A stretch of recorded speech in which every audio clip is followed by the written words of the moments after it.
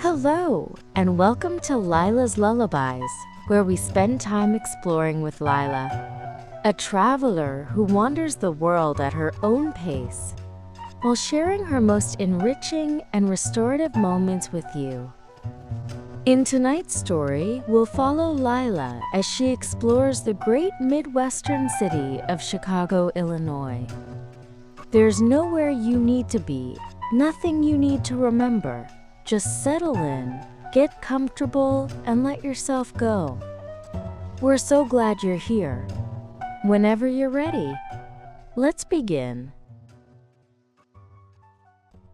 Lyla woke to sunlight streaming through the hotel curtains, and when she opened them, Lake Michigan stretched before her, vast and blue, looking more like an ocean than a lake. The horizon line blurred, where water met sky. July in Chicago meant summer in full swing. Warm but not oppressive, thanks to the lake breeze. The city alive with outdoor activities, tourists and locals alike taking advantage of the season. She dressed in light summer clothes, knowing she'd be walking most of the day, and went down to the hotel's restaurant for breakfast. The view from the dining room looked out over Grant Park and toward the lake, the green space providing breathing room in the dense urban center. Other guests were already eating, discussing their plans for the day, excited voices talking about architecture tours and museums, the deep dish pizza they'd try, the neighborhoods they wanted to explore. After breakfast, she stepped out onto Michigan Avenue, the magnificent mile, and was immediately swept into Chicago's summer energy. The street was busy, with pedestrians and traffic, the sidewalks wide and tree-lined, the buildings rising on both sides, creating an urban canyon that somehow felt welcoming rather than oppressive. She walked south toward Millennium Park, just a few blocks from her hotel, joining the flow of people heading in the same direction. The park appeared ahead, a green oasis at the edge of the loop, and she entered through one of the paths, immediately seeing Cloud Gate, the famous sculpture everyone called the Bean. Even knowing what to expect, the sculpture was remarkable. A massive reflective form that looked like a drop of liquid mercury, its surface mirroring the sky and the surrounding buildings and the people who gathered around it. She walked around it slowly, watching the reflections change, seeing the city and herself distorted and multiplied in the curved surface. A woman standing nearby caught her eye and smiled. "First time seeing it?" "Yes," Lyla said. "It's amazing in person." "Isn't it?" "I'm local, but I still come here sometimes. Never gets old." She gestured toward the underside. "You should go underneath. The reflections are wild." Lyla thanked her and walked beneath the sculpture, where the surface curved down like a dome, creating a kaleidoscope of reflections, the city and sky and people all swirling together. Other visitors were doing the same, taking photos, lying on the ground beneath the sculpture where the surface curved down, creating funhouse reflections. Children ran around it, delighted by seeing themselves stretched and warped. The sculpture managed to be both serious art and playground, inviting interaction rather than demanding distance.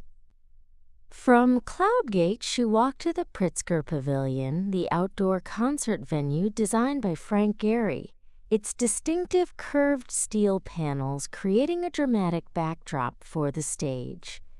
No performance was happening, but the space was impressive. Even empty, the sweeping lawn in front, the modern architecture bold against the classic buildings of Michigan Avenue behind. She walked through the Lurie Garden, a prairie-style landscape designed to echo Illinois' natural ecosystems, with native plants and grasses, pathways winding through, benches placed to encourage sitting and observation. The garden was peaceful, despite being in the heart of downtown, butterflies moving between flowers, the plants rustling gently in the breeze. After exploring the park, she walked to the Art Institute of Chicago, the grand Beaux-Arts building guarded by its famous bronze lions. She climbed the steps between them, their presence dignified and protective, and entered the museum. The collection was vast, and she knew she couldn't see everything, so she focused on what drew her, the Impressionist galleries, where she stood before works by Monet and Renoir. Sauvage, a Sunday on the Grand Jatte, with its pointillist technique creating luminous color from countless small dots.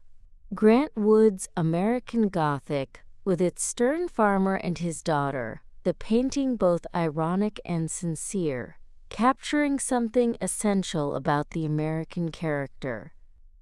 She wandered through galleries of European art, Asian collections, contemporary works, letting herself be pulled by what interested her, rather than following a prescribed route. The museum was busy but spacious enough to never feel crowded, everyone moving at their own pace, stopping where something caught their attention.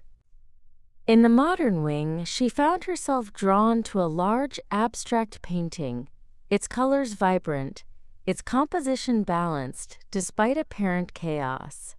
She stood before it for several minutes, not trying to understand but just experiencing it, letting the colors and forms wash over her.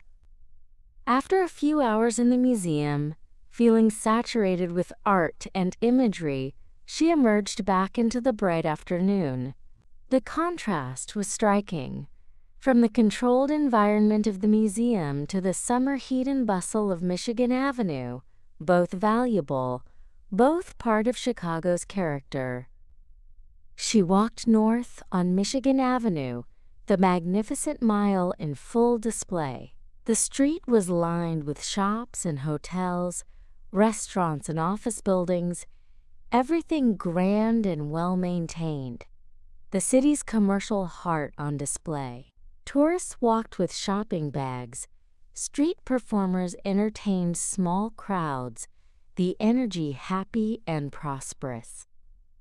She reached Water Tower Place, the vertical mall, and went inside to escape the heat for a moment. The air conditioning was a relief, and she rode the escalators up through several floors, looking at shops but mostly just appreciating the architecture and the cool air. The mall was busy with shoppers, particularly the stores selling Chicago-themed merchandise and deep-dish pizza shipping kits, tourists stocking up on souvenirs. Back outside, she walked to the Chicago Water Tower, one of the few buildings to survive the Great Chicago Fire of 1871. The limestone tower stood incongruous among the modern high-rises, a Victorian Gothic structure preserved as a reminder of the city's past. A small park surrounded it, and she sat on a bench for a moment, looking at the tower, thinking about the fire that had destroyed much of Chicago but hadn't broken the city's spirit, that had led to the rebuilding that created modern Chicago. She continued north, the avenue becoming even more upscale, the shops transitioning from chain stores to boutiques, high-end fashion and jewelry, art galleries and design stores. This was the Gold Coast, Chicago's most expensive neighborhood, where old money and new money intersected. Oak Street appeared on her left, and she turned down it, seeing the boutiques that lined this famous shopping street. Even if she wasn't buying, The window displays were beautiful, carefully curated, often artistic, showing fashion as art rather than just clothing. She found a small café on Oak Street and stopped for lunch, ready to rest and refuel. The café was elegant and understated, with large windows and crisp white tablecloths, the kind of place that served simple food made with excellent ingredients. A server approached, a young man with a friendly smile. "Good afternoon. Have you been enjoying your day?" "Very much," Lyla said. "Just walked from Millennium Park up through the Gold Coast." "That's quite a walk in this heat. You've earned lunch. Can I get you something cold to drink?" "Iced tea would be perfect." "Great choice. I'll bring that right out and give you a minute with the menu." She ordered a Cobb salad. This was Chicago, after all, where the salad had been invented.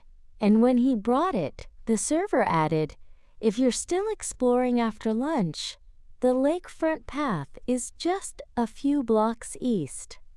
Beautiful day for it. "Thank you, I might do that." The salad arrived beautifully composed. Rows of chicken and bacon, avocado and blue cheese, hard-boiled egg and tomatoes, all arranged on a bed of lettuce, with vinaigrette on the side. She ate slowly, people watching through the window, seeing the Gold Coast residents. Well-dressed women carrying shopping bags from expensive stores, business people in summer suits, tourists clearly wealthy. Everyone moving with that confidence that comes from comfort and means. After lunch, she continued north on Michigan Avenue, the Drake Hotel appearing ahead, its elegant facade overlooking Oak Street Beach. The hotel had stood here since the 1920s, hosting presidents and celebrities, maintaining its reputation through decades of changes. A Chicago institution. She walked past it, then turned inland, toward the residential streets of the Gold Coast, wanting to see how the wealthy lived in this neighborhood. The architecture was impressive. Grand townhouses and mansion-sized buildings, most from the late 19th and early 20th centuries, built in various styles: Romanesque, Georgian, French Second Empire, all of them meticulously maintained. Astor Street appeared, famous as one of Chicago's most exclusive addresses, and she walked slowly along it, admiring the buildings. Each one was distinct, but harmonious with its neighbors, the whole street creating a unified streetscape despite the variety. Trees provided shade, and the sidewalks were pristine, the neighborhood clearly well cared for. Some buildings had historical plaques identifying famous residents or architectural significance.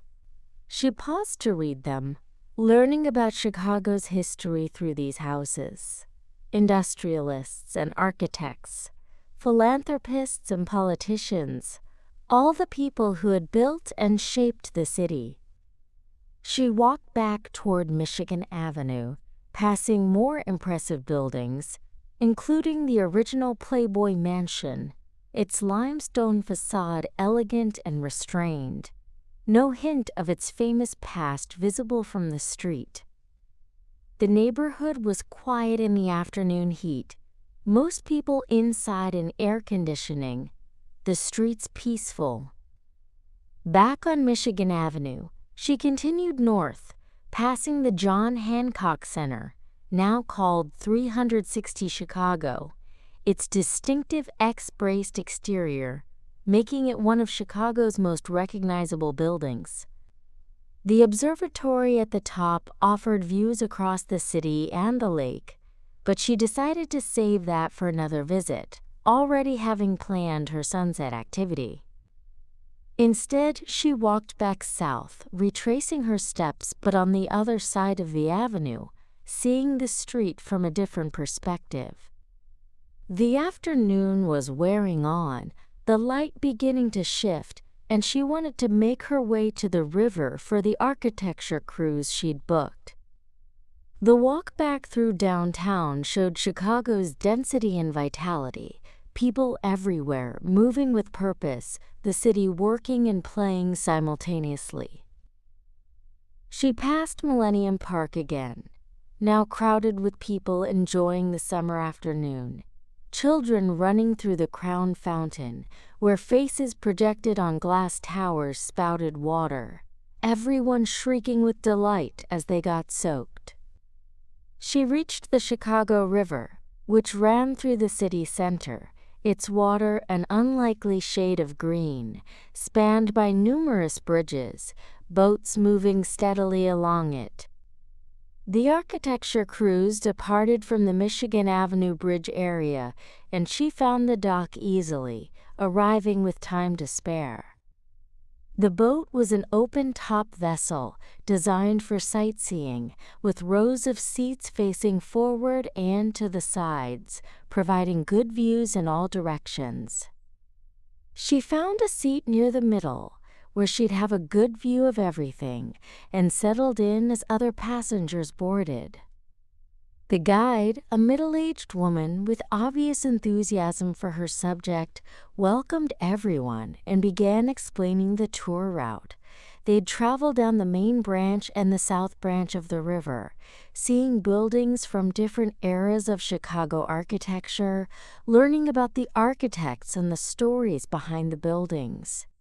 The boat pulled away from the dock, and immediately the perspective shifted. Seeing Chicago from the river was completely different from seeing it from the street. The buildings rose directly from the water, their full height visible, their architectural details apparent, the whole city revealed as a three-dimensional sculpture garden. The guide began her narration, pointing out buildings and explaining their significance. The Wrigley Building, white and elegant, built by the chewing gum magnate, its clock tower a landmark. The Tribune Tower, Gothic revival, built after an international design competition, incorporating stones from famous buildings around the world in its facade. Marina City appeared ahead, the twin corncob towers so distinctive and unusual.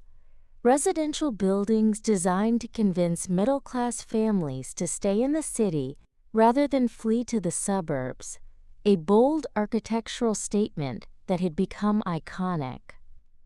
The guide's enthusiasm was infectious, her knowledge deep, her stories entertaining.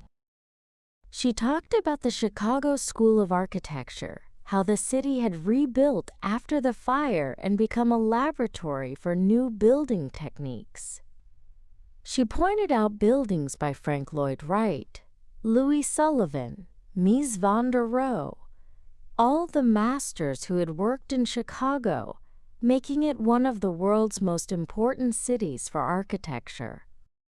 Lyla listened and looked, seeing the buildings she'd walked past that morning from this new angle, understanding their relationships to each other, how they created a skyline that was both planned and organic, the result of individual visions combining into a collective whole.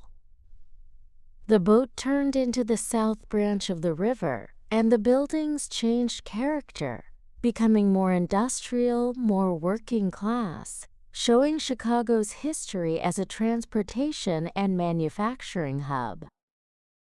Old warehouses had been converted to lofts. Bridges of various designs crossed the river, the urban landscape constantly revealing new details. The light was beautiful now, the late afternoon sun creating long shadows, painting the buildings in warm tones. The river reflected the sky and the buildings, creating mirror images that shifted and broke as the boat's wake disturbed the water. The guide pointed out the difference between the classical buildings from the early 20th century and the modernist towers from mid-century, the postmodern experiments of the 1980s, and the contemporary glass towers of recent years, each era leaving its mark. Chicago's architecture telling the story of American building over more than a century. The boat turned again, heading back toward downtown, and now the sun was lowering toward the horizon, the light becoming golden. The Willis Tower, still called Sears Tower by many Chicagoans, appeared ahead, black and monolithic, once the world's tallest building, still impressive despite being surpassed. The guide finished her tour as they approached the dock, thanking everyone for coming, encouraging them to walk around and look at the buildings up close, to notice the details, to appreciate Chicago's architectural heritage. The boat docked and passengers disembarked, many of them continuing to talk about what they'd seen, excited by the new perspective on the city. Lyla walked slowly along the river path, not ready to end the day yet, wanting to experience the evening as it arrived. The riverwalk was busy with people, joggers and walkers, people sitting at outdoor restaurant tables, enjoying the evening. The city was transitioning to its nighttime self, lights beginning to come on in buildings, the energy shifting from work to leisure. She found a spot along the railing and stood watching the river and the buildings, the light continuing to change. The sunset was approaching, the sky taking on deeper colors, and she watched it all reflected in the glass towers, the buildings becoming golden, then orange, then pink. Other people stood along the railing, too, everyone drawn by the beauty of the evening, by the play of light on water and glass, by the way the city transformed in the hour before night. A blues musician was playing near one of the bridges, his guitar amplified, his voice gravelly and expressive, singing about Chicago and the lake and the river, songs that had been sung in this city for 100 years. Part of Chicago's musical heritage alongside jazz and house music. The sun touched the horizon, visible between buildings to the west, and for a few moments everything was illuminated, the city glowing, the lake beyond reflecting the sky, the whole scene beautiful and fleeting. Then the sun slipped below the horizon, and the colors began to fade, the city's lights taking over, creating a different kind of beauty, electric and modern, the skyline becoming a pattern of lit windows and architectural lighting, dramatic against the darkening sky. Lyla remained by the river as evening deepened, feeling happy and calm, satisfied with her day. Chicago had revealed itself to her, through its art and architecture, its parks and streets, its neighborhoods and waterways, its history and contemporary life. The city had a particular character, she thought, bold and practical, ambitious but unpretentious, Midwestern in its directness and friendliness, urban in its sophistication and diversity. It honored its past through preservation, but embraced change and innovation. It was a working city that also knew how to play, serious about culture, but not stuffy about it. She walked back toward her hotel, following the river path and then cutting over to Michigan Avenue. The Magnificent Mile was beautiful at night, the buildings lit, the shops glowing, people out for dinner and entertainment, the summer evening inviting, lingering rather than demanding retreat. She passed the water tower again, now illuminated, its limestone glowing against the dark sky. She passed the Art Institute's lions, standing eternal guard. She walked through Millennium Park, seeing Cloud Gate reflecting the city lights, the sculpture as beautiful at night as during the day, perhaps more so, the reflections more mysterious, more dreamlike. Back at her hotel, she rode the elevator up to her floor, tired from the day's walking but in the best way, muscles used and satisfied. In her room, she went immediately to the window, wanting one more look at the lake and the city. The view was spectacular at night, the lake, a vast darkness punctuated by boat lights, the shoreline marked by a ribbon of illumination, and spreading inland, the grid of Chicago's streets, blocks and blocks of lights extending to the horizon, the scale of the city impressive even from this height. She could see the Ferris wheel at Navy Pier, lit up and slowly turning, its lights reflected in the lake water. She could see the distinctive profiles of buildings she'd learned about on the architecture cruise. The Hancock Center, with its X-bracing visible in lights. The Wrigley Building glowing white. The Tribune Tower's Gothic silhouette. The sounds of the city filtered up, traffic and music, voices and sirens, the constant urban soundtrack that never quite stopped but became quieter, more distant at night. Somewhere, people were having dinner at restaurants with views like hers. Somewhere, others were enjoying concerts or theater. Somewhere, the blues clubs were filling up, the music starting, Chicago's cultural life continuing.